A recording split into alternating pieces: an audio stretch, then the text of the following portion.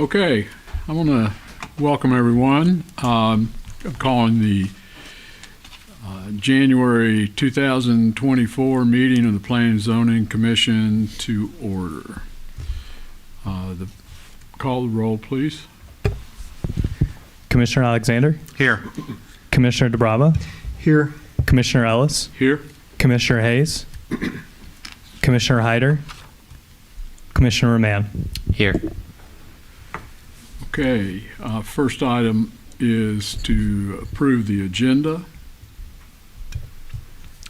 Motion to approve. Thank you. Do I hear a second? Second.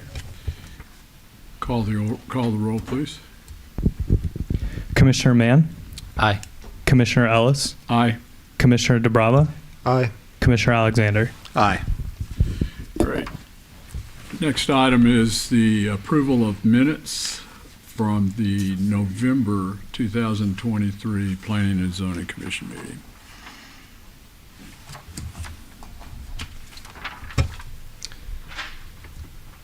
Motion to approve. Okay, do I hear a second? Second. A motion and a second. Would you call the roll, please? Commissioner Ellis, Aye. Commissioner DeBrava, Aye. Commissioner Mann, Aye. Commissioner Alexander. Aye. Okay.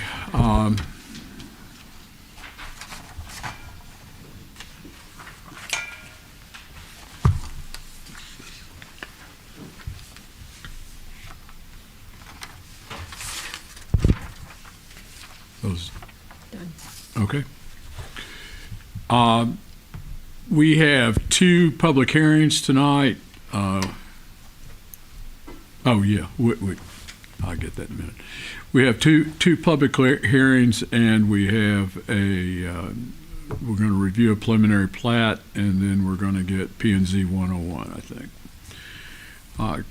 Somebody going to give us the meeting procedures? Yep, I can. The Planning and Zoning Commission holds public hearings as required by law and provides recommendations to City Council on matters relating to land use planning, zoning, and the subdivision of land. Any person who has interest in the subject matter of a hearing will have the opportunity to provide testimony and present evidence to the Commission during the public hearing. Speakers are required to conduct themselves in an orderly and respectful manner. Disruptive behavior, including applause, yelling, speaking out of turn, or other inappropriate behaviors will not be tolerated. Additionally, the following applies to any person addressing the Commission. Speakers are limited to 5 minutes unless authorized additional time by the chairperson. Speakers must speak at the podium unless previous arrangements have been made by the chairperson. Speakers must legibly print their name and address on the sign-in sheet at the podium prior to speaking. Speakers must begin by stating their name and address, and speakers should speak clearly and into the microphone. The chairperson will announce the subject of the hearing, following by a report from staff. The chairperson will then open the public hearing to the applicant, followed by those in favor of the application and those opposed to the application. The chairperson will close the public hearing. During this time, the commission will discuss amongst themselves. The public may not address the commission after the close of the public hearing unless requested by the chairperson. The Planning and Zoning Commission shall base their recommendation and/or decision on the information and evidence presented during the public hearing. This decision, if required by the application, will be forwarded in writing to City Council for further consideration. Thank you. Call the first hearing, which is rezone 24-001, a public hearing and possible vote to recommend the approval of an application to change the zoning classification of approximately 0.29 acres located at 1167 North Oakwood Avenue from agricultural to general commercial. Staff? Good evening. Thank you. Karen Cowan has applied on behalf of OR Shamrock Richards LLC to change the zoning classification of approximately 0.29 acres of property located at 1167 North Oakwood Avenue from agricultural AG to general commercial C2. The property is currently the site of one residential dwelling unit. The following paragraphs contain a brief analysis of the present site conditions as well as the proposal's relationship to adopted plans of the city. The city's comprehensive plan generally encourages the expansion of residential and commercial development through proactive rezoning of land at appropriate locations. Appropriate locations are described generally throughout the plan with regard to the relationship of land at particular locations to infrastructure capable of supporting various intensities and densities of use. Infrastructure Coordination Goal 1, to support new development well connected to the existing community. Objective 1B, promote development aligning with current adopted plans of the city. Infrastructure Coordination Goal 2, to recognize potential infill sites as opportunities for development while mitigating impacts to adjacent established properties. Objective 2A, support development of vacant parcels as opportunities for densification that is harmonious with surrounding development. The rezoning of this parcel is consistent with the city's adopted plans. The subject property is a newly annexed property that came into the city zoned agricultural AG. The property is entirely surrounded by undeveloped land zoned general commercial C2. The requested zoning district, general commercial C2, is consistent with use of adjacent property. City water and sewer systems have capacity to serve this property if the application is approved. The property has potential access to sewer through an 8-inch gravity sewer main across Oakwood Avenue. Effluent would travel through gravity lines to the Schuler Creek lift station before being pumped to the wastewater treatment facility. Water is currently available on-site through a 10-inch main along Oakwood Avenue. The water system, named lift stations and wastewater treatment facility, currently have capacity to serve the intended use. A traffic impact study, TIS, was not required for this rezoning application as the parcel does not meet the threshold for requiring such a study. The waiving of the TIS is in line with city policy. The subject parcel does not contain any areas of special flood hazard area. The subject property does not contain any identified sinkholes. Staff considers the proposed zoning map amendment rezoning to be generally consistent with the goals and objectives of the comprehensive plan, consistent with the trend of development in the vicinity of the site, compatible with surrounding land uses, and able to be adequately served by municipal facilities. Based upon this analysis performed without the benefit of evidence and testimony of a public hearing, staff recommends the approval of this application. Thank you, Chris.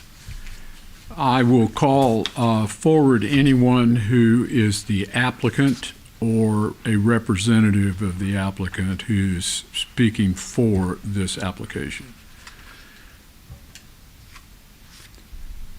No takers? I will call anyone else that's in favor of the application. It's a hard sell tonight. Anyone who is opposed to the application, it's your time to speak. Come forward and tell us who you are and what you want us to know. I guess that's the end of the public hearing. We'll close that and move to our discussion. It looks to me like this is, there's a residence and then this is a outbuilding on the, next to the residence that we're talking about here. I believe that this actually is a residence on this property. Other way around then. It's the other way around? Yes. Or there are two residences? I think there's an additional residence to the north Okay. that's off-site, Okay. also owned by the applicant.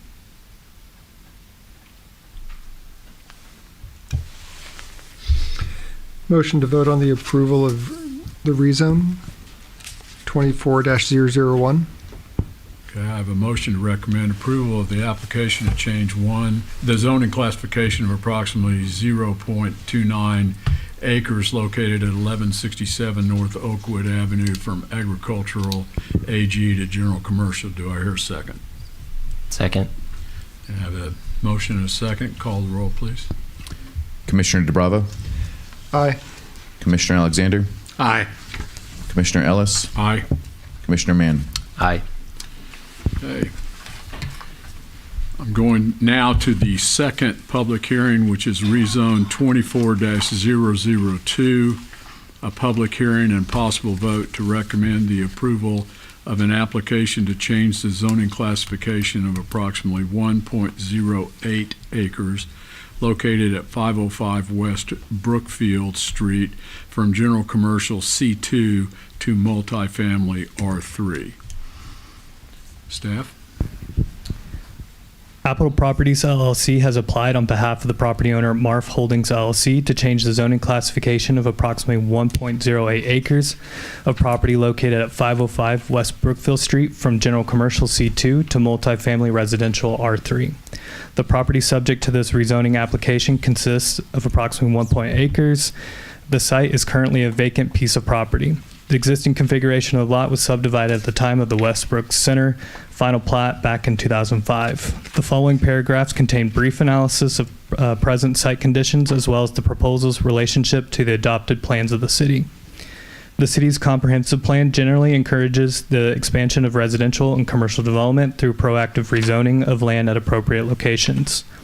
Appropriate locations are described generally throughout the plan with regard to the relationship of land at particular locations to infrastructure capable of supporting various intensities and densities of uses by supporting market conditions to develop a greater variety of residential and commercial options through support of a variety of housing developments and styles to ensure a range of options are available.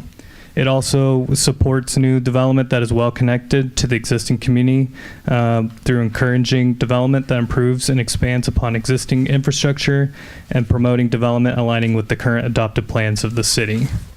The last goal is recognize potential infill sites as opportunities for development while mitigating impacts to adjacent established properties by supporting the development of vacant parcels as opportunities for densification that is harmonious with surrounding development.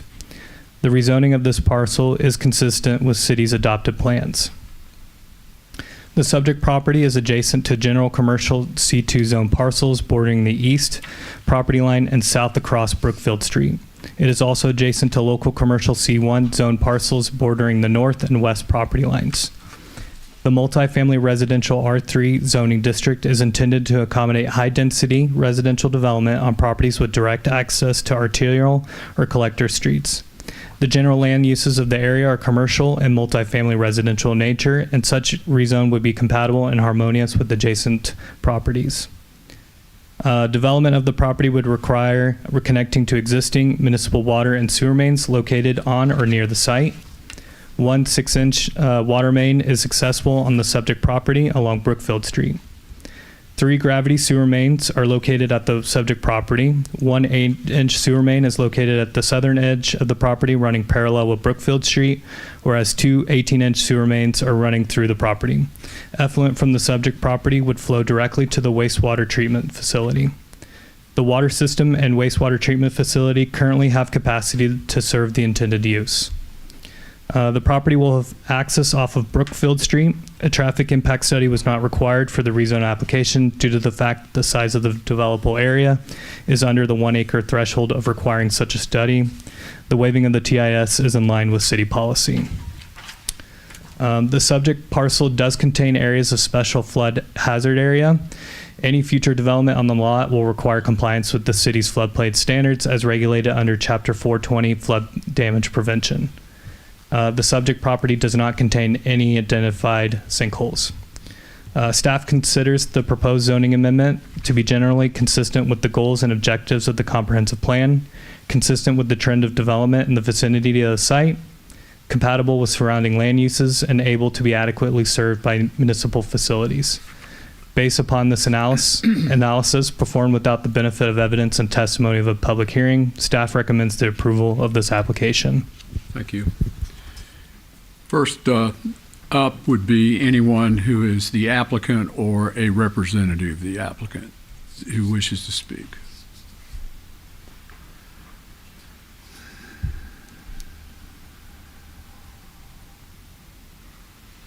Good evening. My name's Bo Appleberry. I am the applicant and will be the owner if this gets approved. And really, I don't have anything to say other than just on the bigger portion of the lot, I'd like to build an apartment building there that's 2 stories.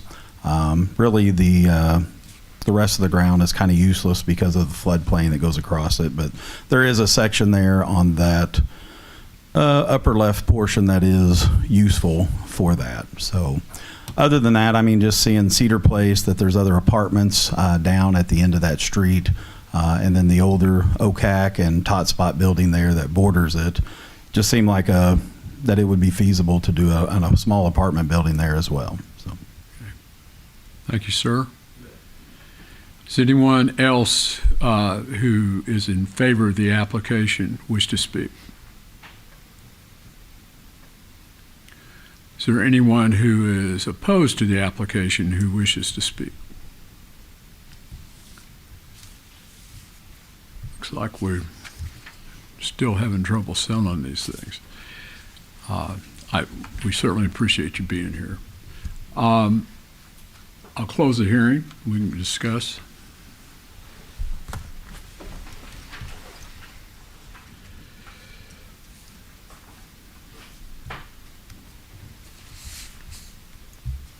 If I understood what you said, the applicant said, the small portion in the upper left is where the apartment building would be? Correct. And you also own across the floodplain? Yes, where you see the property line would be that portion is on the property. And what's on that property? Nothing. Okay. But the only part that we're rezoning is that section that would make the upper left and running down the left side of the plat would make it congruent with the zoning of the right side. Am I seeing that correctly? No, the rezone would rezone the entire green line outline there, so even portions that are in floodplain would be rezoned to R3. No, I'm just saying what's to the right is what is the same as the rezone that we're going to have, correct? Yes, that is correct. All right, C2 so it makes general. it congruent. All right.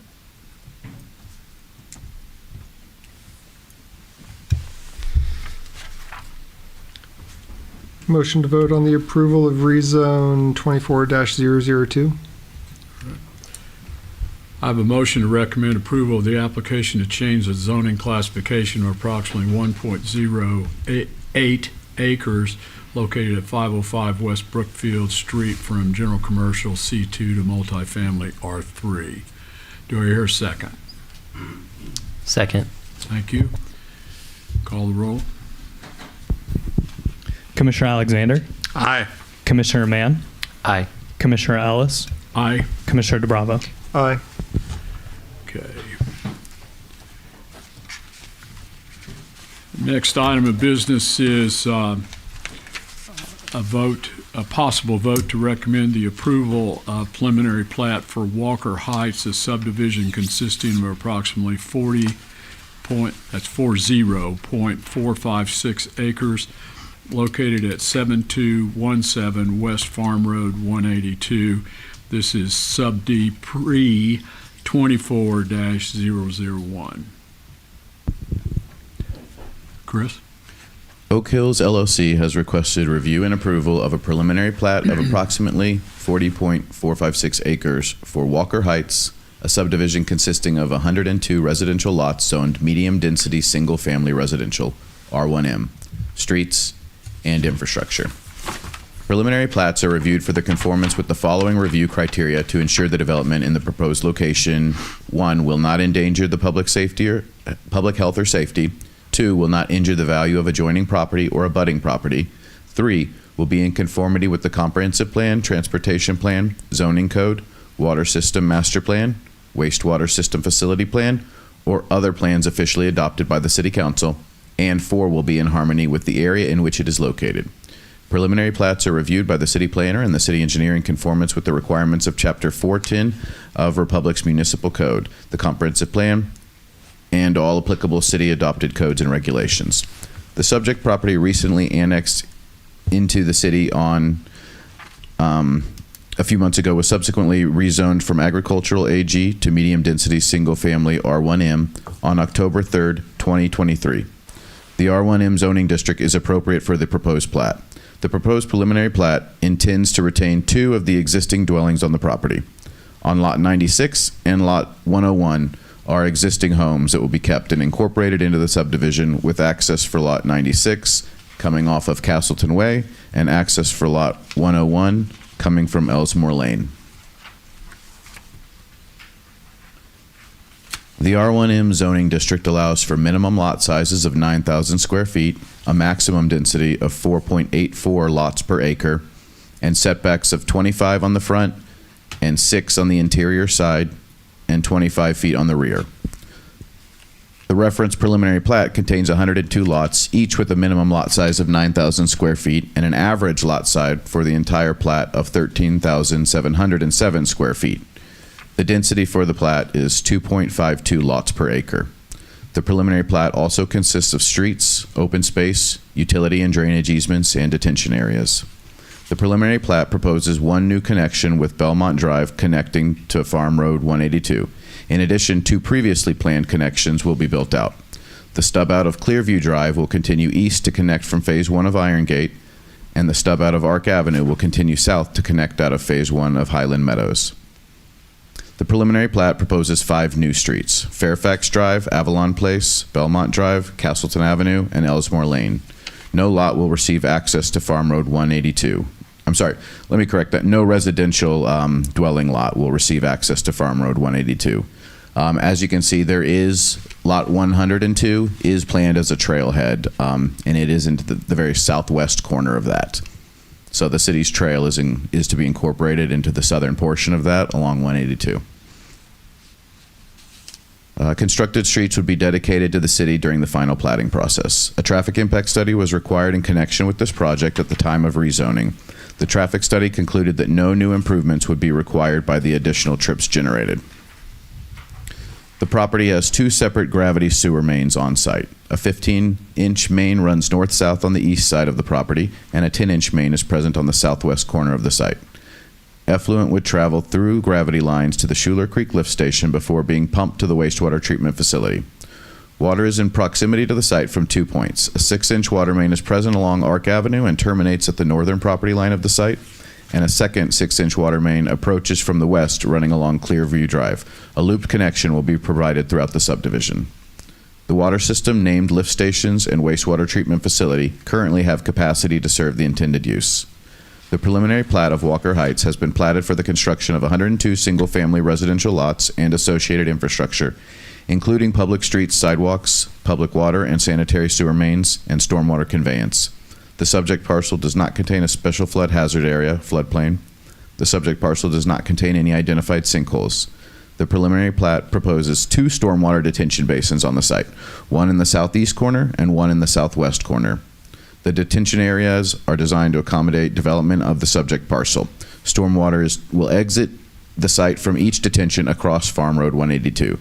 The stormwater detention area and all open space common area will be maintained by a homeowners association. The design of the streets, sidewalks, water, and sanitary sewer systems and stormwater detention will be reviewed and permitted during the infrastructure permitting process. Staff considers the proposed preliminary plat in general conformity with the requirements for preliminary plats and is recommending approval of the application.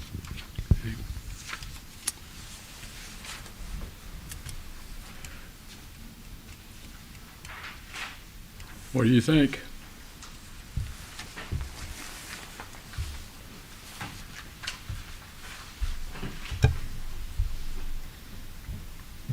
On the trailhead, is there going to be parking accessible, or does it just connect in between different trails?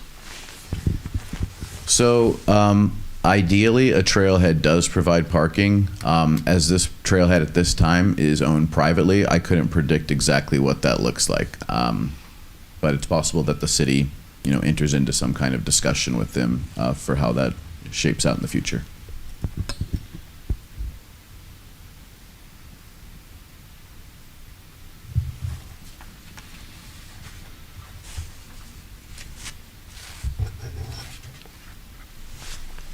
I think you're the designated. Motion to vote on the recommended approval of subdivision pre-24-001. Okay, I have a motion to recommend the approval of the preliminary plat of Walker Heights, a subdivision consisting of approximately 40.456 acres located at 7217 West Farm Road 182. Call the roll. I'm sorry, did we have a second? Second. Oh, I'm sorry. Commissioner Ellis, Aye. Commissioner DeBravo, Aye. Commissioner Mann, Aye. Commissioner Alexander. Aye. Okay, thank you. Next item of business is citizen participation. Anyone that wishes to come and talk to us and tell us whatever we need to know, come forward. I can see I'm not selling that either. Thank you all for coming. I appreciate public attendance. Okay, having no one come forward, I guess we move to P&Z 101. I think we've got, yep, thank you, Michael. So, as we've discussed previously, the goal of these is just kind of a refresher on various elements of the Planning and Zoning Commission. The goal is to try and put a little bit of information into each of these meetings on each time we get together, just so some of that, is in the top of your brain until we are able to have a much larger, longer opportunity to do so with the land use attorneys when they do a seminar. So tonight's topic is commission duties. If you could go ahead and switch one down, Michael. So just a brief review of something that we touched on last time. So Chapter 89 of the Missouri Revised Statutes gives the cities, towns, and villages authority to design and control development of private land through the functions of both planning and zoning. And they've separated these out in the state statutes. So these are two separate things that the state does allow jurisdictions to put together into one commission. Republic has utilized the state statute allowing combination of the two separate functions into one body for the purposes of governance. And that is obviously the Planning and Zoning Commission that serves both of those functions. Next.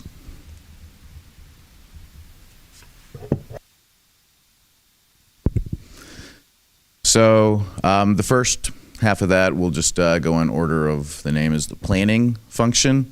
So the planning function is generally, and I've got a couple of the actual language of the statutes up there. So those are kind of the pieces that one appoints the commission and kind of designates its purpose, and then gives it some of its duties for the planning commission side. So the planning commission, generally, possibly a separate commission, is responsible for physical development and the city planning. So physical development concerns kind of the general development and improvement of the city through the growth of infrastructure systems like streets, sewer, water, and the subdivision of properties. The commission exercises these functions when we do things like review preliminary plats, plan development districts, vacations, and special use permits, as well as through amending and approving the various ordinances that deal with these elements of the code. So preliminary plats and plan development districts, as we saw tonight, part of what those items do is they extend various elements of our infrastructure out throughout the city. So they spread it out. These are opportunities for the commission to have a view into and to make an approval for the design of those different systems. You can see where streets are making new connections, where new streets are being made, and also the conveyance of stormwater through the entire region. So that kind of serve that through the major subdivision element of our code. That's one of the main ways that we see some of the physical development exercised through the commission. Vacations. So another thing that we sometimes see here is the vacation of either an easement or right-of-way. When we do a vacation, what we're saying is either the city has been given this right-of-way and we're gifting it back to the original owners, or we are vacating an easement, meaning we're no longer we're relinquishing our rights to use that property in the way that the easement described. So that represents another way that you guys are reviewing and looking at the development of the city. So those particular pieces are, ways that we move infrastructure through and ways that we move streets through. And then special use permits are kind of kind of a weird one. They fit a little bit into both of those, but special use permits are an extra regulatory approval for a specific use at a given location, and they offer an opportunity for decisions to be made for how the applicant should be required to construct that specific development, and in what ways, if any, that you should restrict the use of those. Then the other side of the Planning Commission's job is city plans. So city plans are intended to make, guide, and direct coordinated development of the city. The Planning and Zoning Commission generally exercises this element of its power through the comprehensive planning activities. Most of you were not present. I think just Ransom was present, and Gary was present when we adopted the most recent preliminary or comprehensive plan that we did in 21. So the SOAR 2040 plan is currently is our comprehensive plan that we've got adopted in the city. So in that plan, we've got both the city plan as described here, or as described by state statute, and then our land use plan, which is kind of a plan for zoning going forward. These comprehensive plans ideally should be updated or rewritten regularly to reflect current conditions. The idea is these are kind of guiding documents of the cities for various activities. The comprehensive plan obviously encompasses a lot of different elements, while the land use plan is more focused on the zoning and changes in land use. So these documents are important to update simply because the conditions in which the document were made are changing. You know, when we do those documents, we do a lot of projections for how many people are going to be here in X amount of years. And those projections are always based on what the population is today. So that's kind of just an example of how when we made that plan, since then we've had more growth than we had initially anticipated. And so when we revisit that plan, I think we'll see, those numbers are a little bit different. But ideally, we'll revisit that plan here in the next 5 years or so and do an update to that. The zoning side is a little bit simpler. It's so zoning commissions are responsible for two things: the creation of the zoning map and then the maintenance of the zoning map. The creation of the zoning map, none of us were involved in, obviously. That is the initial assignment of zoning districts, and creating those zoning districts, determining what, those different land uses break down into: residential, for us, residential, commercial, and manufacturing and ag, generally. But, somebody initially wrote those out, determined just how those break down, C1, C2, how intense those districts need to be, and what uses go in each of those districts. And then they drew, using the property lines or the city's municipal boundaries, they drew where those initial assignments of zoning districts should go. So that decision was made long before any of us got here. So for us, the goal or the function that we serve mostly on this is to maintain the zoning map. And that is done most often through amending it. So the zoning map acts as its own ordinance. It is literally an ordinance designating the zoning of all of those properties that you see there, for instance. And when somebody applies for a rezone, what they're doing is they're applying to amend that ordinance. So they're applying for a small piece of that to amend that, and they do that through requesting a change to a different zoning district. And so in that way, we maintain the zoning map. Both rezones and plan development districts are the items that we see that do this. Plan development districts, they operate space in both the planning and the zoning sides of the commission, because they kind of act as a rough preliminary plat in the planning side.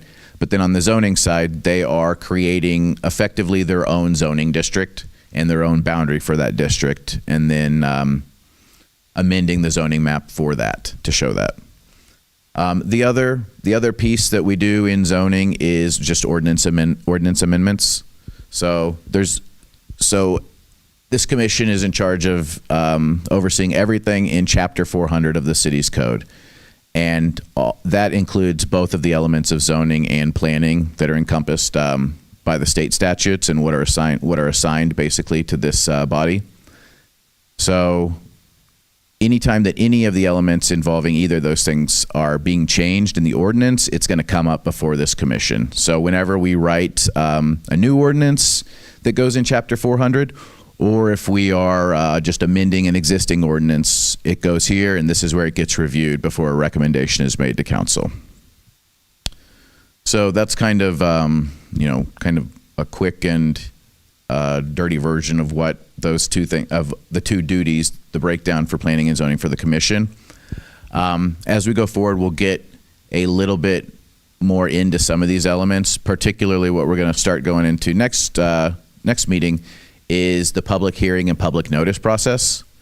So we'll kind of describe, how we do that, what the purpose of that is, why that's important, and kind of how we see that here.